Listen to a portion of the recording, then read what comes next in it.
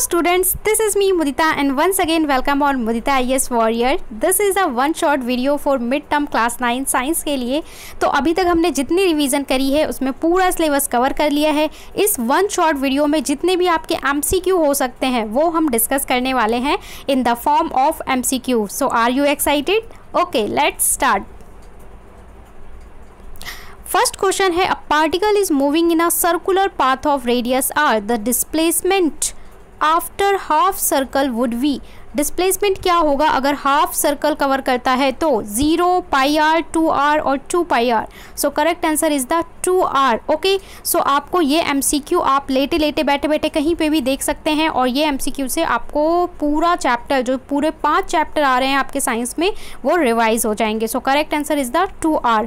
और don't worry, PDF मैं share कर दूंगी टेलीग्राम पे। सो नेक्स्ट क्वेश्चन क्या है, The numerical ratio of displacement to distance for a moving object। Moving object में इसका रेशो कितना होता है? Always less than 1, always equal to 1, always more than 1, equal और less than 1। So correct answer is D, equal और less than 1। किसका रेशो पूछ रहा है? Displacement to distance. All right, सो ये बेसिक कॉन्सेप्ट है जो आपका FIB फिलअप के फॉर्म में आ सकता है, ट्रू फॉल या MCQ की फॉर्म में। नेक्स्ट क्वेश्चन पूछ रहा है, the ratio of speed to the magnitude of velocity when the body is moving in one direction is option A less than 1, greater than 1, equal to 1 और greater than और equal to 1। So correct answer क्या होगा? Equal to 1, always equal to 1। Come to the next आपका fill up की form में है, the total path length travel by a body in a given interval of time is called distant. एक particular time में जो आप टोटल ट्रैवल करते हो लेंथ, उसको हम क्या बोलते हैं? डिस्टेंस बोलते हैं।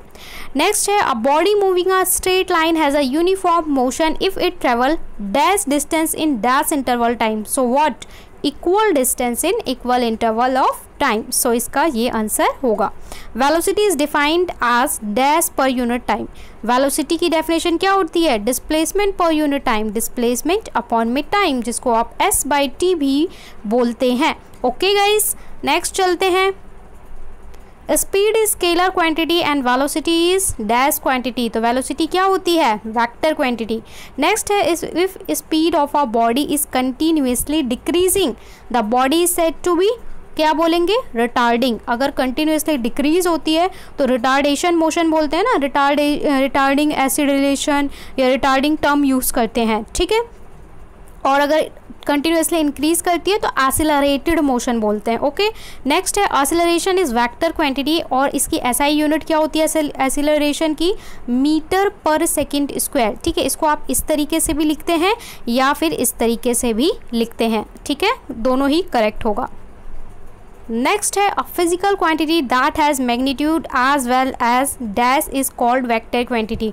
तो डैश में क्या आएगा? डायरेक्शन। ओके, मैग्नीट्यूड और डायरेक्शन। नेक्स्ट है, the slope of velocity time graph. ये आपका वेलोसिटी है, ये टाइम है, तो ये ग्राफ है वो dash and the slope of distance time graph gives dash. Velocity time graph क्या देता है? एक्सीलरेशन देता है और distance time displacement time graph हमें क्या देता है? वेलोसिटी देता है। तो ये आप लोगों को ध्यान रखना है। Come to the next, rocket works on the principle of conservation of dash. जो रॉकेट लॉन्च होता है वो कौन से प्रिंसिपल पे बेस होता है? मास, एनर्जी, मोमेंटम और वेलोसिटी। तो कंजर्वेशन ऑफ मोमेंटम पे बेस्ड है जो रॉकेट लॉन्च होता है। ओके, तो C is the correct answer for this question. Come to the next, which of the following statement is not correct for an object moving for an object moving along a straight path and acceleration motion।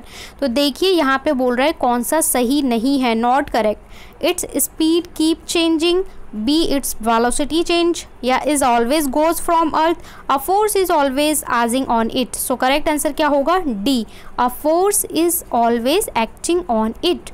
so this is the correct answer।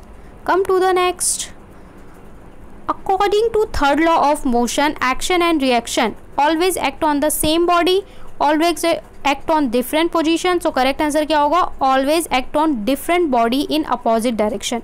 दो body पे हमेशा third law act करता है, वो भी कैसे, एक दूसरे के अपोजिट डायरेक्शन में, ऑलराइट, जैसे फ्रिक्शन फोर्स काम करता है। इसके बाद थर्ड नेक्स्ट क्वेश्चन है, the inertia of an object tend to cause the object, क्या करता है inertia, to resist any change in the state of motion, किसी भी स्टेट ऑफ मोशन को रेजिस्ट करता है चेंज करने के लिए, कि भाई आप आराम कर रहे हैं तो आराम ही करिए, ठीक है, उठिए मत। नेक्स्ट क्वेश्चन है, a passenger is moving train tossed a coin, एक चलती हुई ट्रेन में एक पैसेंजर ने कॉइन उछाल दिया, कोई शरारती होगा, विच फॉल्स बिहाइंड हिम, उसके पीछे गिर जाता है। It means that the motion of the train is, train का मोशन कैसा है, एक्सीलरेटेड है, यूनिफॉर्म, रिटार्डेड या अलोंग सर्कुलर ट्रैक, तो एक्सीलरेटेड मोशन है, क्योंकि जो ट्रेन है वो टाइम के साथ, आप देखेंगे टाइम के साथ बढ़ती जाती है, ठीक है, speed. Come to the next, if the mass of body is double and it velocity half, जो मास है वो डबल और वेलोसिटी हाफ हो जाता है, तो द लीनियर मोमेंटम क्या होगा, remains same, linear momentum will be the same. Next question है, an athlete does not come to the rest immediately after crossing the winning line due to, जो winner होता है वो लाइन क्रॉस करने के बाद भी इमीडिएटली नहीं रुकता, क्यों, बिकॉज इनर्शिया ऑफ मोशन, क्योंकि वो इनर्शिया ऑफ मोशन की वजह से अभी तक तो भाग रहा था, लाइन क्रॉस कर लिया फिर भी वो सडन रुकेगा तो क्या होगा, धक्का फील होगा, इसलिए वो थोड़ी देर भागता है और अपनी स्पीड कम के हल्के हल्के करके रुकता है। जैसे बस भी आप देखते हो उतरते वक्त क्या होता है, बोलते हैं अगर चलती बस से उतर रहे हो कि थोड़ी देर भाग के तब रुकना, ठीक है, एकदम से मत खड़े हो जाना वरना आप गिर जाओगे, because inertia of motion. Next है, the momentum of an object is produce of its mass and what, velocity, mass and velocity, okay, momentum P is equals to क्या होता है, mv, so mass and velocity का product ही तो momentum होता है। According to the second law of motion, the rate of change of momentum is directly proportional to what, directly proportional होता है फोर्स के, F इक्वल टू क्या होता है, ma होता है, तो फोर्स एंड एक्सेलरेशन क्या होते हैं, डायरेक्टली प्रोपोर्शनल होते हैं। उसके बाद recoiling of gun is an example of, जो रिकॉइल जनरेट होता है गन में वो किसका एग्जाम्पल है, थर्ड लॉ ऑफ मोशन का। The force are set to be balance if the net force is क्या, नेट फोर्स अगर जीरो होगा तब हम कहते हैं बैलेंस है, भाई इधर से फोर्स लगा रहे हो उधर से लगा रहे हो दोनों बराबर होगा तो नेट फोर्स क्या होगा, जीरो होगा। Chromosome are made up of, chromosome किससे बने होते हैं, DNA protein, DNA and protein या आरएनए, तो डीएनए और प्रोटीन से मिलकर बने होते हैं हमारे क्रोमोजोम्स। नेक्स्ट है, plasmolysis in a cell, cell is defined, क्या डिफाइन करता है, ब्रेकडाउन, श्रिंकल या फिर सिंकिंग ऑफ न्यूक्लियोप्लाज्म या नन ऑफ, तो यहाँ shrinkage of cytoplasm in hypotonic medium. देखिए तीन तरह के हमने मीडियम पढ़े थे, हाइपोटोनिक, हाइपरटोनिक और आइसोटोनिक। तो एक होता है जिसमें जो आपका सेल होता है वो लिक्विड में स्वेल अप हो जाता है, दूसरा होता है जिसमें श्रिंक हो जाता है और तीसरा होता है जिसमें कोई चेंज नहीं होता है, तो उसको हम आइसोटोनिक बोलते हैं, ठीक है, तो वो आपको याद होगा। इसके बाद क्वेश्चन है, which of the following are covered by a single membrane, single membrane से जो कवर्ड होता है इसमें से कौन सा होता है, वैक्यूल, माइटोकॉन्ड्रिया, तो वैक्यूल होता है वो सिंगल मेम्ब्रेन, यानी इसके ऊपर एक ही मेम्ब्रेन होती है, ठीक है। इसके बाद नेक्स्ट है, the undefined nuclear region in prokaryotic cell is known as nucleoid, ठीक है, न्यूक्लियोइड बोलते हैं हम उसको। नेक्स्ट है, amoeba acquires food through a process of, amoeba जिस प्रोसेस से फूड इनटेक करता है उसको हम क्या बोलते हैं, एंडोसाइटोसिस बोलते हैं। और इसके अलावा सूडोपोडिया जो वर्ड होता है वो भी यूज़ होता है, ठीक है, अलग अलग डिफरेंट हम टर्म्स यूज़ करते हैं अकॉर्डिंग टू बायोलॉजी।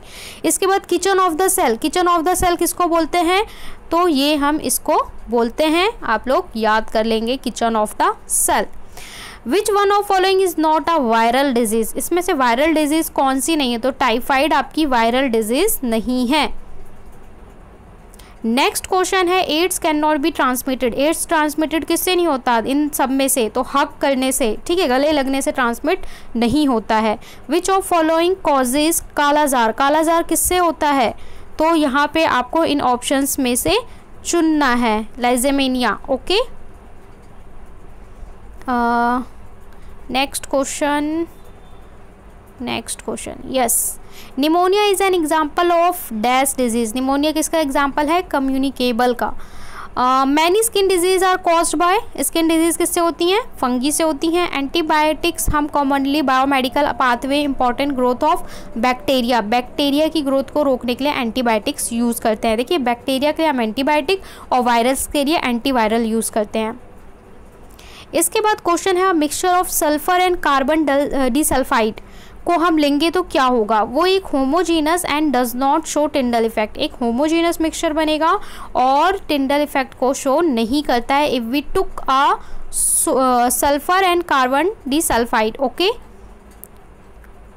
नेक्स्ट है बोरोन एंड कार्बन। बोरोन और कार्बन क्या है? दोनों मेटलॉइड हैं एंड नॉन मेटल। ये metalloid, this is non metal. Carbon आपका नॉन मेटल है और ये मेटलॉइड है, ठीक है।